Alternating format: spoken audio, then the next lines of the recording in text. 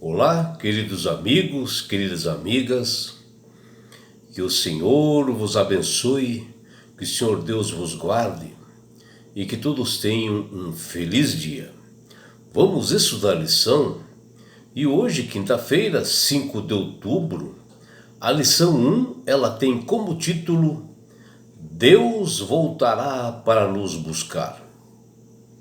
A lição de hoje está baseada no livro do apóstolo João, capítulo 14, dos versículos de 1 a 3.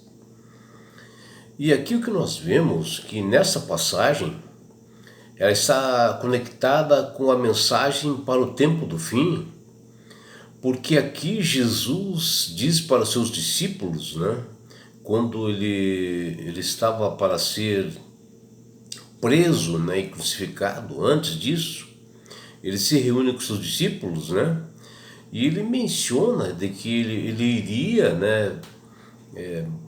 morrer, que ele iria ressuscitar e iria para a casa do Pai. E os discípulos ficaram assim preocupados, Mas Jesus disse que ele voltaria numa sua segunda vez. E Jesus menciona pessoalmente para os discípulos isto, que ele voltará, que até menciona que os seus discípulos, porque os discípulos ficaram assim preocupados, que ele diz lá, não se turbe o seu coração, credes em mim.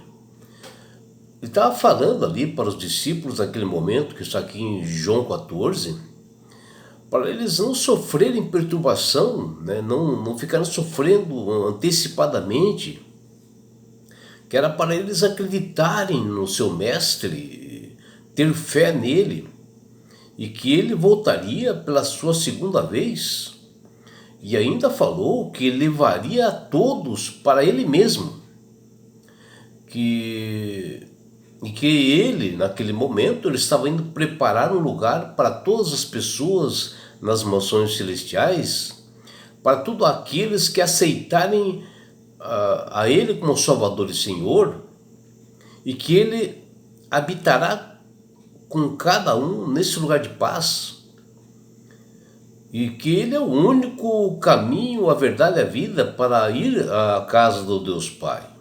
E assim ele providenciaria recursos, para todas as pessoas fazerem a obra dele, proclamar o Evangelho, para salvar outras pessoas. Porque ele deixaria o Consolador, o Espírito Santo. A promessa de Jesus em João 14, ela não está condicionada a ações de quem quer que seja. Acredite você ou não, ele, Jesus, pessoalmente, quando esteve entre nós, ele disse que vai voltar. E ele terá isto no tempo certo e aparecerá nas nuvens dos céus. Tanto é que em Mateus capítulo 24, ele, Jesus mesmo, quando ele estava com seus discípulos, ele deu sinais da sua volta, de que haveria mudança no tempo, haveria terremotos, rumores de guerras, doenças. Tudo aquilo está acontecendo hoje. Então, Jesus está próximo de voltar, E o que ele havia prometido para os discípulos está prestes a acontecer. Acredite você ou não.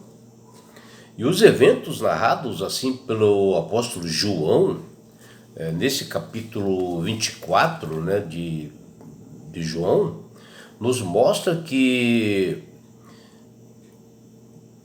este evangelho, de João que ele menciona é um evangelho do amor, coisa belíssima, para todos os cristãos. E aqui ocorreu assim no final da última semana do ministério de Jesus aqui na terra, quando ele se reúne com seus discípulos, no Getsemane pela última vez, e antes de ser preso, e antes de sua paixão, morte e ressurreição. E ele estava assim na cidade de Jerusalém com seus discípulos, justamente para comemorar as festividades da Páscoa, e dar as últimas mensagens, né, para que eles pudessem proclamar o Evangelho, onde avisa a todos nós que ele voltará para nos buscar. E quando ele menciona que iria morrer para os discípulos, né, causa preocupação. Causou ali um momento de confusão, né, entre os discípulos, né? Mas aqui nós podemos enxergar, através do Evangelho de João, a beleza como Cristo dirige aos seus seguidores. Em vez de ele exigir, né, apoio em face assim da angústia, né, da cruz, o Senhor apoia e conforta os seus discípulos, revelando a profundidade do seu amor. Afinal, ele mesmo disse que o Filho do Homem veio para servir e dar a sua vida em favor de muitos, né? Que está lá em Mateus capítulo 20, versículos 26 até 28. E nas preocupações, né, normais, né, dos discípulos, né, e todas as pessoas, Jesus faz uma preciosas assim, promessas, né, e dessa bendita esperança. E ele nos diz: não se turbe o coração de vocês, creio em Deus, creio também em mim. Na casa do meu pai há muitas moradas. Se assim não fará, eu teria dito. Está lá em João 14, capítulo 14, né, versículos 1 e 2. E as palavras de Jesus serviram assim de consolo, né, para os discípulos, né, e faziam referência à fé, porque somente pela fé que nós podemos crer no nosso Mestre e Salvador. E isto, né, acalma um coração aflito, perturbado, né, e isto dá esperanças para todos. E as palavras de Cristo aumentam consideravelmente a fé dos seus seguidores quando ele afirmou: voltarei e os receberei para mim mesmo, para que onde eu estou, vocês estejam também. Está lá em João 14:3. Jesus se preocupou em dar certeza, né, que ele voltaria, e dar segurança para todos aqueles que ficaram, né? E ele faz duas promessas importantes, né? Ele fala da vida após a sua segunda vinda e também o envio, né, do Consolador Espírito Santo após ele ir para ao céu, né, e estar lá no tabernáculo celestial intercedendo por nós. E assim o Espírito Santo ficaria aqui nos orientando, capacitando para proclamarmos o Evangelho da paz. O Evangelho do Reino que ele mesmo, Jesus, começou aqui, onde todas as coisas ele os faria de lembrar de tudo o que Jesus lhes havia dito, né? No caso, o Espírito Santo faz as pessoas lembrarem. Está lá em João 1:26. Ou seja, lembrar da bendita esperança de que Jesus voltará, e assim o Consolador promove a verdadeira paz que Cristo prometeu para todos. Né? Está lá em João capítulo 1, versículo 27.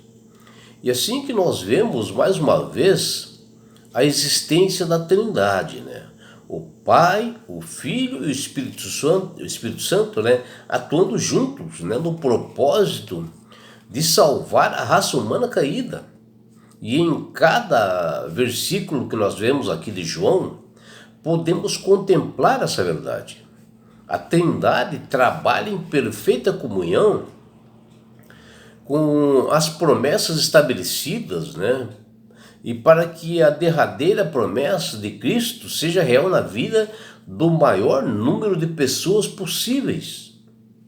E essa resposta final de Apocalipse dada pelo apóstolo João, que agora ele estava preso na ilha de Patmos, na Grécia, e ele recebe na visão, ela é incontestável, que será a realidade que ele nos diz.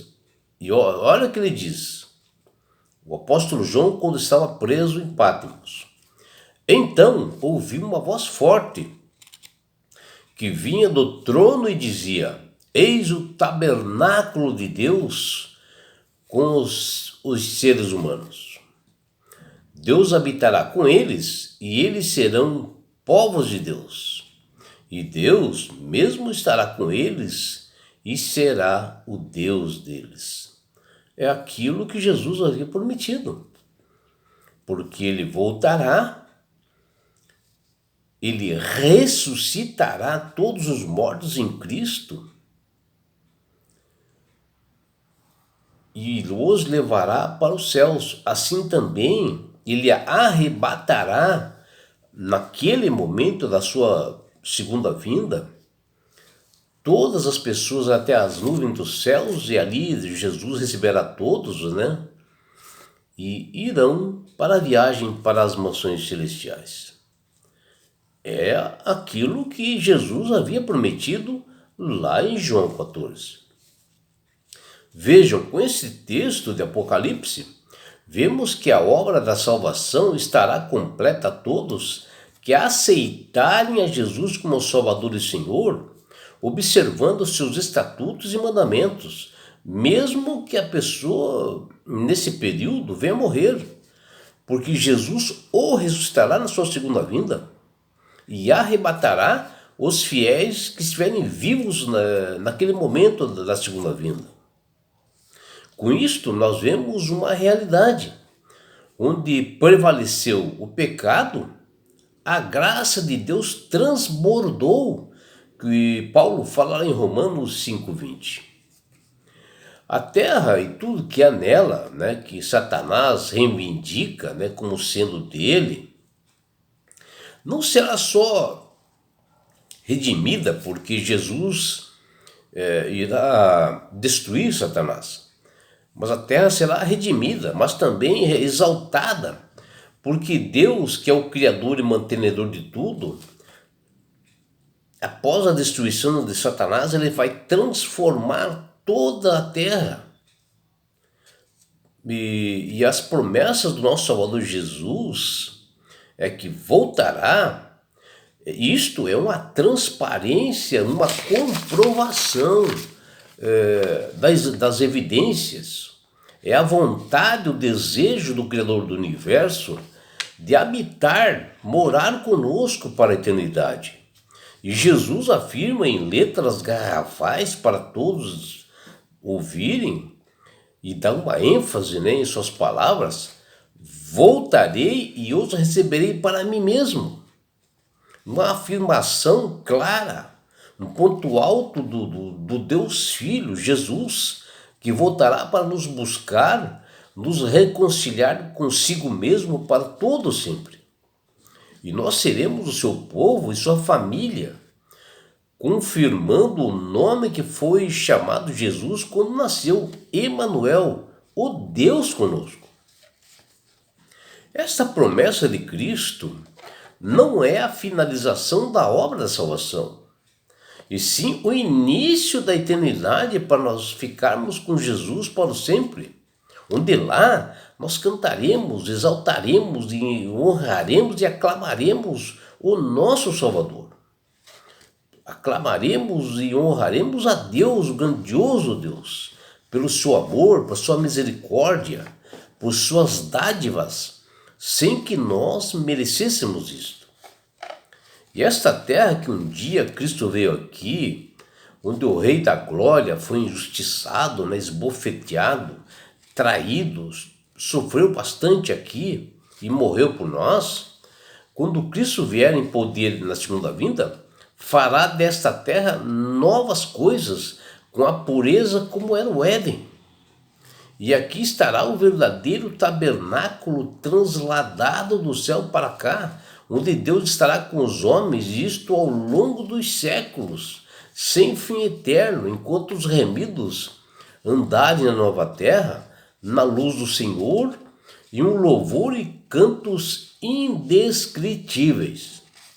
E assim, para todos nós, será a mais bela imagem de redenção, onde Deus, que prometeu finalmente para viver junto, né, com todos nós, que viremos nos buscar, finalmente se cumprirá o desejo de se relacionar intimamente com seus filhos. E nós estaremos eternamente com Ele nos céus. Que satisfação, que privilégio, não é, meus amigos? Fazer parte desta família de Deus. E é por isso, meu amigo, minha amiga, que Deus tem falado com todas as pessoas para aceitarem a Jesus como Salvador e Senhor. A partir do momento que você aceita Jesus como Salvador e Senhor, o Espírito de Deus começa a trabalhar na sua mente. Você passa a entender melhor as Sagradas Escrituras. Você passa a manusear melhor. Você passa a entender as coisas que você não entendia antes. E você saberá, entenderá que Jesus voltará para nos buscar. Não é só isso, meu amigo, minha amiga. Quando você aceita Jesus como Salvador e Senhor, você ganha de Deus esse presente que chama-se salvação. E com isto, Jesus vai levar-te para as mansões celestiais. Um lugar onde não haverá mais morte, mais dores, mais aflições. E lá terá uma grande festa, as bodas do Cordeiro de Jesus. Imagine só. E sabe por que Deus quer fazer isto com você, minha amiga? Com você, meu amigo? Porque Jesus te ama. Abraços do seu amigo João Carlos Amorim.